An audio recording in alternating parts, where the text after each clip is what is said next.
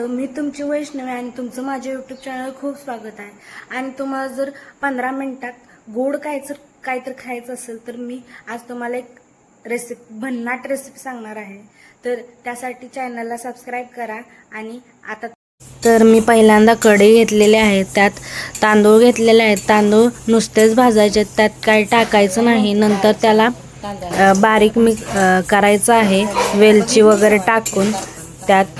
त्या अगोदर आपण बारीक चिरलेले काजू बदाम घ्यायचे आहेत। काजू बदाम जरा भरपूर घ्यायचे म्हणजे टेस्टला खूप छान लागतात।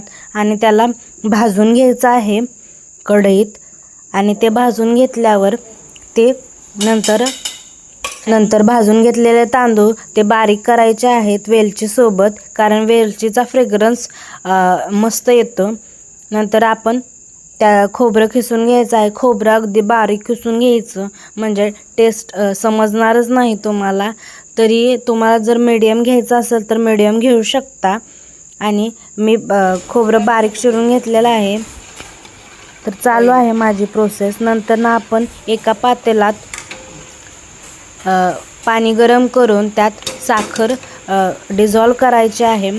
साखर पूर्ण विरघळायची आहे। नंतर त्याला उकळी फुटून द्यायची आहे। त्यात नंतर खोबरं टाकायचं आणि तेही मस्तपैकी हलवून घ्यायचं आहे। मस्त त्याला उकळी येईपर्यंत तसंच टाकायचं। नंतर त्यात काजू बदाम टाकायचे। काजू बदाम असे भरपूर घ्यायचे म्हणजे टेस्टला मस्त लागतात। नंतर ते मिक्स करून घ्यायचं थोडा वेळ आणि त्याला उकळी येईपर्यंत तसंच हलवत राहायचं।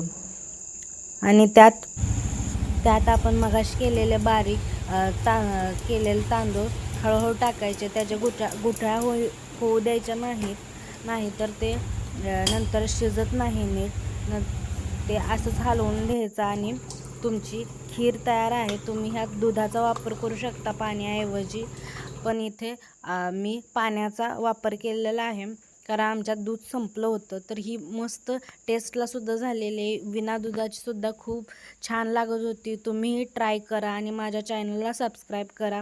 Bye bye, take care. अशाच रेसिपींसाठी मला खूप सपोर्ट करा। मी खूप प्रयत्न करते की माझं सगळं व्हॉइस ओव्हर वगैरे सगळं चांगलं व्हावं। तरीही तुम्ही मला सपोर्ट केला तर मी अजूनच छान छान कंटेंट तुमच्यासाठी घेऊन येईल।